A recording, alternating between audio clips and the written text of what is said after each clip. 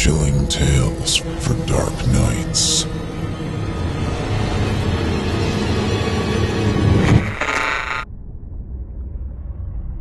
The following performance is a first-round entry in the 2017 Evil Idol voice acting competition. Voting is simple. Following the performance, simply click the thumbs up icon on this video if you'd like them to become a member of the team, or the thumbs down if you'd rather they not. Voting on this entry will conclude 1 week after the date of its posting. Good luck to all of our contestants.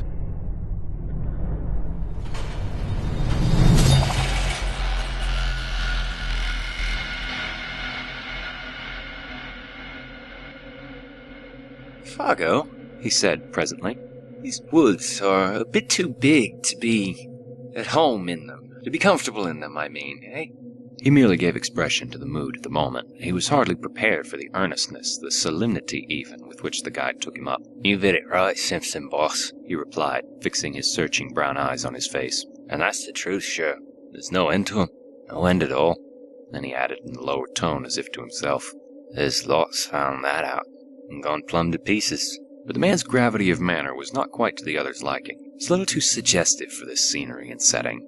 He was sorry he had broached the subject. He remembered suddenly how his uncle had told him that men were sometimes stricken with a strange fever of the wilderness, when the seduction of uninhabited wastes caught them so fiercely that they went forth half fascinated, half deluded, to their death. And he had a shrewd idea that his companion held something in sympathy with that queer type. He led the conversation on to other topics, on to Hank and the doctor, for instance, and the natural rivalry as to who should get the first sight of moose. "If they went due west," observed Defago carelessly, "there's 60 miles between us now, with old Punk at the halfway house eating himself full to busting with fish and coffee." They laughed together over the picture, but the casual mention of those 60 miles again made Simpson realize the prodigious scale of this land where they hunted. 60 miles was a mere step, 200 little more than a step. Stories of lost hunters rose persistently before his memory. The passion and mystery of homeless and wandering men, seduced by the beauty of great forests, swept his soul in a way too vivid to be quite pleasant. He wondered vaguely whether it was the mood of his companion that invited the unwelcome suggestion with such persistence. "Sing us a song, Defago, if you're not too tired," he asked.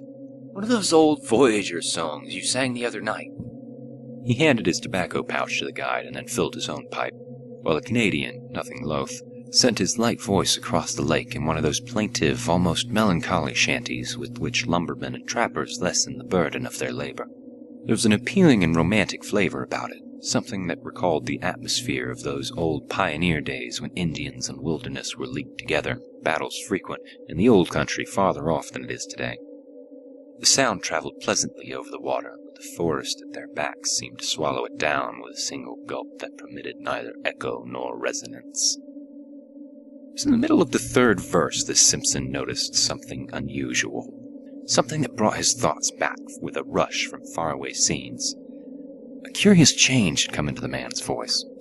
Even before he knew what it was, uneasiness caught him. Looking up quickly, he saw that Defago, though still singing, was peering about him into the bush, as though he heard or saw something.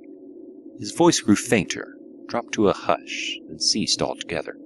The same instant, with a movement amazingly alert, he started to his feet and stood upright, sniffing the air.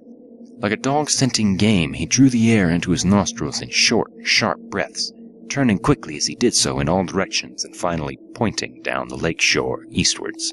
It was a performance unpleasantly suggestive and at the same time singularly traumatic. Simpson's heart fluttered disagreeably as he watched it. "Lord, man, how you made me jump!" he exclaimed, on his feet beside him the same instant and peering over his shoulder into the sea of darkness. "What's up? Are you frightened?" Even before the question was out of his mouth, he knew it was foolish, for any man with a pair of eyes in his head could see that the Canadian had turned white down to his very gills. Not even sunburn and the glare of the fire could hide it. The student felt himself trembling a little, weakish in the knees. "What's up?" he repeated quickly. "You smell moose? Or anything queer? Anything wrong?" He lowered his voice instinctively. The forest pressed round them with its encircling wall. The nearer tree stems gleamed like bronze in the firelight. Beyond that, blackness. And, so far as he could tell, a silence of death. Just behind them, passing puff of wind lifted a single leaf, looked at it, then laid it softly down again without disturbing the rest of the covey. It seemed as if a million invisible causes had combined just to produce that single visible effect. Other life pulsed about them and was gone. Defago turned abruptly. The livid hue of his face had turned to a dirty gray. "I never said I heard or smelt nothing," he said slowly and emphatically, in an oddly altered voice that conveyed somehow a touch of defiance. "Was only taking a look around, so to speak. It's always a mistake to be too previous with your questions."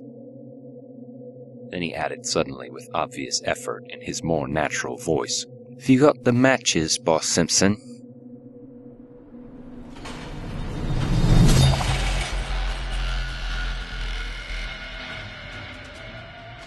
Thank you for listening. If you haven't already, don't forget to cast your vote for this contestant via either a thumbs up or thumbs down vote. New entries will be posted throughout July. Be sure to tune in and vote for each of them and help decide who becomes the next evil idol. In the meantime, turn off the lights and turn on the dark. Chilling tales for dark